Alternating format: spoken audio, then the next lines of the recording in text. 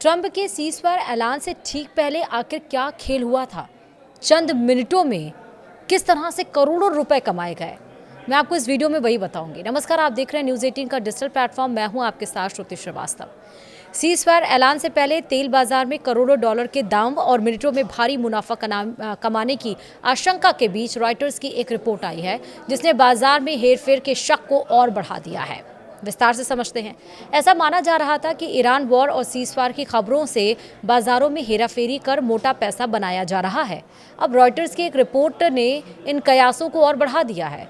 Report में बताया गया कि सीज़फायर के ऐलान से ठीक पहले कैसे कच्चे तेल का खेल खेला गया और महज 2 मिनट में ही करीब 430 मिलियन डॉलर F&O मार्केट से छाप दिए गए।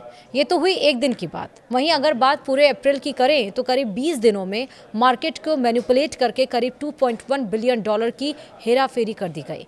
सीज़फायर के ऐलान से ठीक पहले क्रूड ऑयल के 4,260 लॉट एक झटके में बेच दिए गए, जिससे एक ही झटके में कच्चे तेल की कीमतें 15% तक लुढ़क गईं और इस गिरावट से करीब 430 मिलियन डॉलर की कमाई कर ली गई है।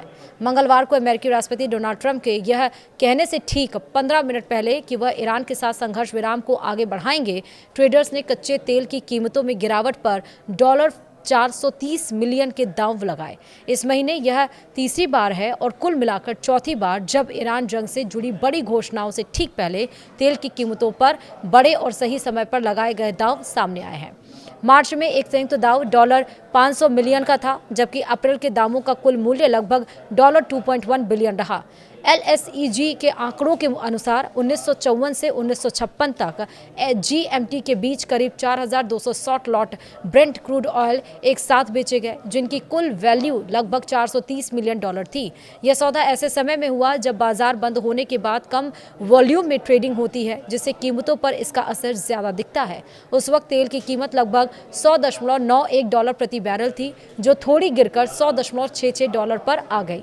इसके कुछ ही मिनट बाद 2010 GMT पर ट्रंप ने सीज़फायर बढ़ाने का ऐलान किया, जिसके बाद तेल की कीमत तेजी से गिरकर $96.83 तक पहुंच गई। इस गिरावट से पहले लगाए गए दाव ने ट्रेडर्स को भारी मुनाफा दिलाया है। ऐसा पहली बार नहीं हुआ।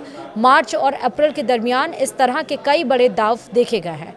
23 मार्च को ट्रंप की संभावित सैन्य कार्रवाई टालने की घोषणा से पहले करीब $500 मिलियन का दांव लगाया गया था।